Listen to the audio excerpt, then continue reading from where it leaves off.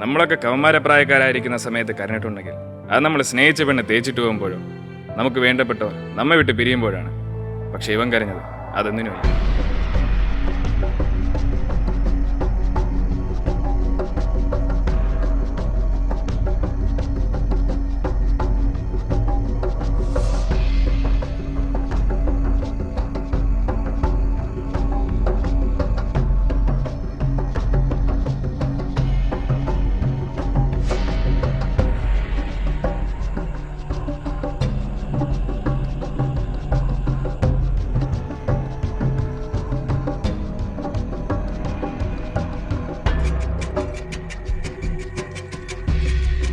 അണ്ണോ എങ്ങോട്ട് പോണ്? ഒരു പരിപാടി ഉണ്ട്, നീ പറഞ്ഞ. ഓ പിന്നെ ഒരു പരിപാടി. നിന്റെ കളി കുറച്ച് കൂടണ്, തീർത്തി തരാം എല്ലാത്തിനും. ഓ കാണാം. ഡേയ് നിനക്കൊന്നും ഡയലോഗിന്റെ ആവശ്യമില്ല.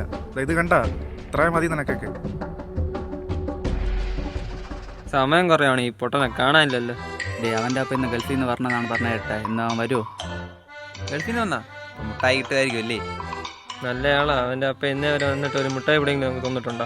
അത് ശരിയാണ്. അവൻ്റെ ഒപ്പ കഴിഞ്ഞോട്ട് വന്നപ്പോൾ പനിയായിട്ട് വന്ന്. അതിൻ്റെ മുന്നിലത്തെ വർഷം വന്നപ്പോൾ അവൻ്റെ ഒപ്പനെ വിസ കിട്ടാതെ വന്ന്. ഇത്തവണ വല്ല ഉടായ്പും കാണും. ഡേളിയാ വന്നാ ഡി പപ്പ ഒന്നല്ല, മുട്ടായി എവിടെ? പ്രാവശ്യം കൊറോണ കാരണം കുറേ പാടുപെട്ടാണ് അളിയാ പപ്പ വന്നത്. അതാ മുട്ടായി കൊണ്ടുവരാൻ പറ്റാത്തത്. ഞാൻ പറഞ്ഞല്ലോ അടേ. പക്ഷേ നിങ്ങൾ പേടിക്കേണ്ട അളിയാ, നിങ്ങൾക്ക് വേണ്ടി സൗഹൃദത്തിൻ്റെ പൾസറിഞ്ഞ മുട്ടായി ഞാൻ കൊണ്ടുവന്നിട്ടുണ്ട്.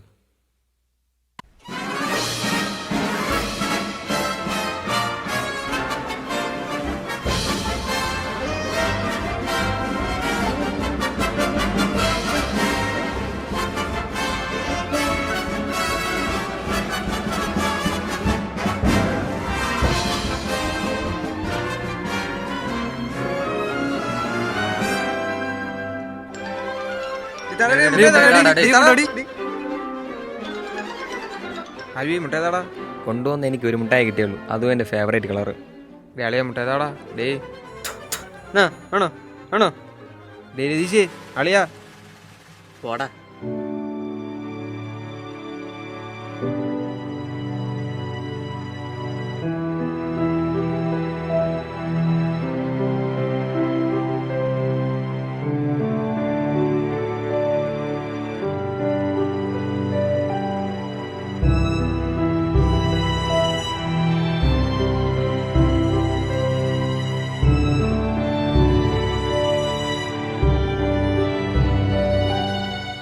നമുക്ക് ഏറ്റവും വേണ്ടപ്പെട്ടവരുടെ കയ്യിൽ നിന്ന് ഒരു ചെറിയ വിഷമമുണ്ടായ പോലും അതൊരിക്കലും മായാത്ത മുറിവായി ഇങ്ങനെ മനസ്സിലാക്കി.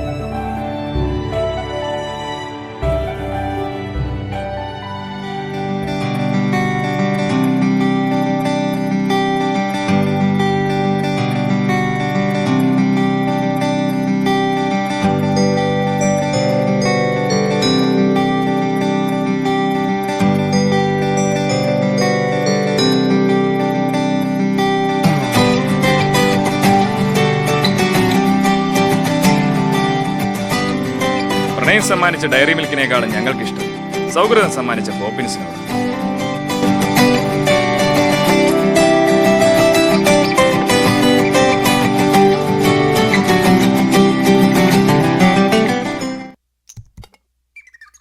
സംഭവം എങ്ങനെയുണ്ട്? സംഭവം കൊള്ളാം, കളറായിട്ടുണ്ട്.